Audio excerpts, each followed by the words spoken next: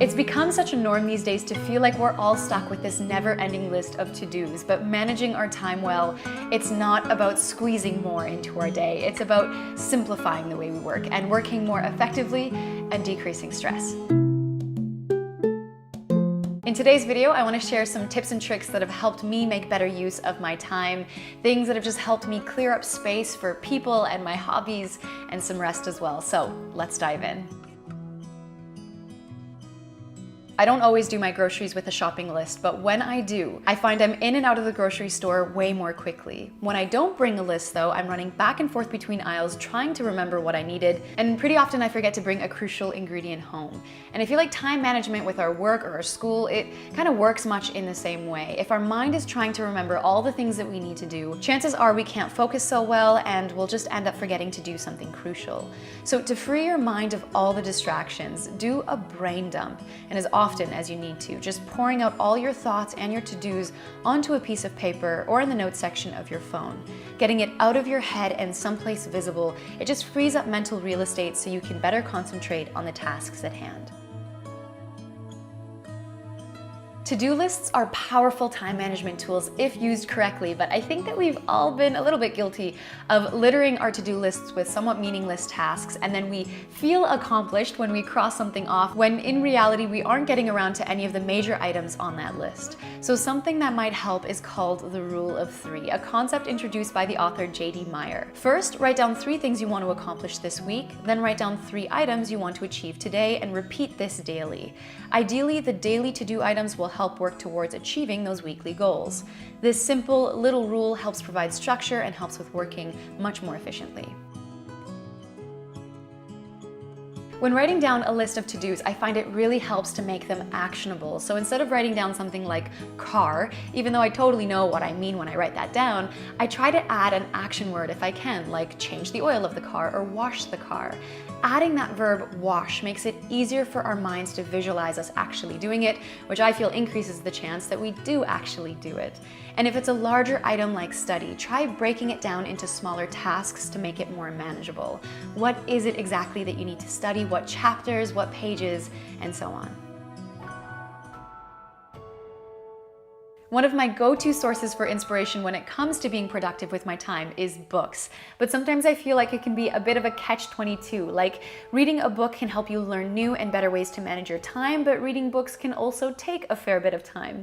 So if you're somebody who feels like it's hard to dedicate time to sit down and learn, I want to recommend an app I use regularly called Blinkist. It's an app that condenses the best insights from thousands of nonfiction books into just 15 minutes that you can either read or listen to.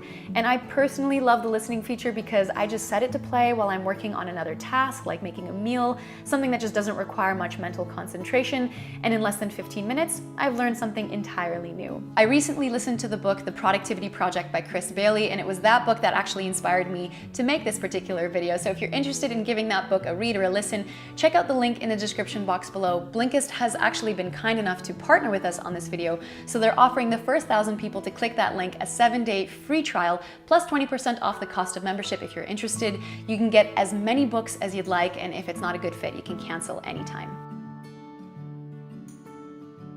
If you schedule too little time to complete a project, you're more likely to feel stressed if it's not finished on time. But scheduling too much time can work against you as well. You see, there's a concept called Parkinson's Law, which states that work expands so as to fill the time available for its completion. So if you give yourself 1 hour to write your blog post, it'll very likely take you about 1 hour. But if you give yourself 4 hours, it might take you about 4 hours. And I'm sure that we can all relate to that. So be realistic when you're scheduling time for each of the items on your to-do list and try to find that Goldilocks sweet spot. Not too much, but not too little.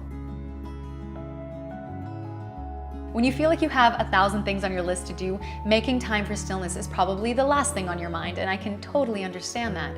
I feel like when I do make the time for stillness and I return to the work, it's just easier and it's more pleasurable. And stillness can come in many forms. It can be going for a walk, stretching, even eating mindfully away from work and distractions.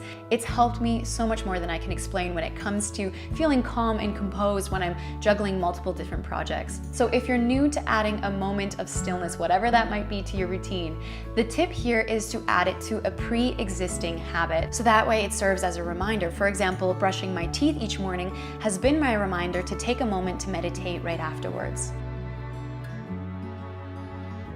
My downfall when it comes to time management is continuously checking my phone. It disrupts my whole workflow, and I'm sure a lot of you can relate to this. But when it comes to these kinds of distractions, I don't try to fight it. I just try to moderate it. So for example, if I've crossed a major item off my to-do list, I welcome the distraction for about 5 or 10 minutes before returning back to work. And setting a timer helps to make sure that I don't get lost in a trance of scrolling, which tends to happen sometimes. And if you're somebody who feels procrastination happens subconsciously, you can always block certain websites on your computer or set your phone to airplane mode while you're working until the next task is done.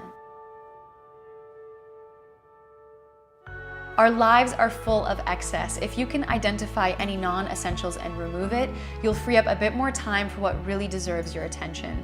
And this might include learning to say no, which can be really uncomfortable sometimes. But I found that it's gotten easier as I've gotten more of my priorities in order, and as I've learned that saying no is a sign of strength and not weakness. And also remembering that you can always do it politely.